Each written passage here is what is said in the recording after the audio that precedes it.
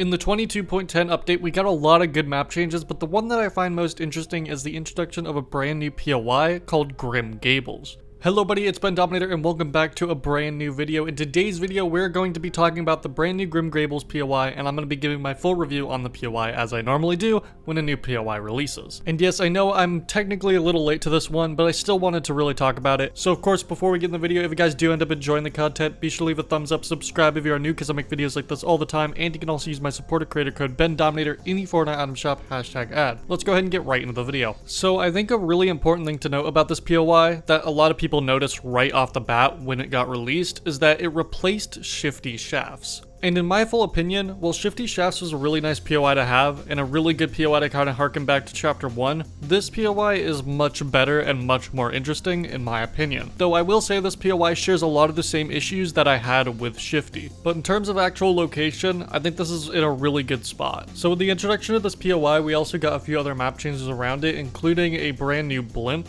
that had previously been at Rave Cave. So this blimp is really good for rotation because it allows you to not only get really good high ground, but gives quite a few extra chests on your way out of the location. You also have that mineshaft landmark in the mountain next to the location as well, so it's good to see that we didn't lose that from Shifty. You can also easily rotate from here to Chrome Crossroads, and it's also a really good stopping point if you landed at either Logjam or Sleepy. So yeah, just like Shifty Shafts, it's in a really good spot on the map for either rotating through it or rotating from it. But the biggest issue with this POI is that it's not very big. Just like Shifty Shafts, you're not really going to get a lot of loot here. And I would argue, even with this having the corn maze, it doesn't offer as unique of a playstyle as Shifty did with the interconnecting mineshafts. This POI is pretty much a farm POI with one giant farmhouse and the rest having just kind of some small buildings in between. The highlights of this POI are definitely the farmhouse itself and the corn maze, with the farmhouse definitely being a lot more interesting, but I will say, this POI does feel like it should be a landmark and not a named location. With all that out of the way, however, I really like this POI. Sure, it doesn't really have the best loot, but after a while, not as many people really land here anymore, and it's a really fun spot to just gear up and get ready, and it's pretty low-key as well. It doesn't have the added popularity of being a Chapter 1 POI, so you don't get too many people landing there. Just a perfect amount so it doesn't feel too overcrowded. The first few days, of course, it was very hectic, but now it seems to have settled down quite a bit.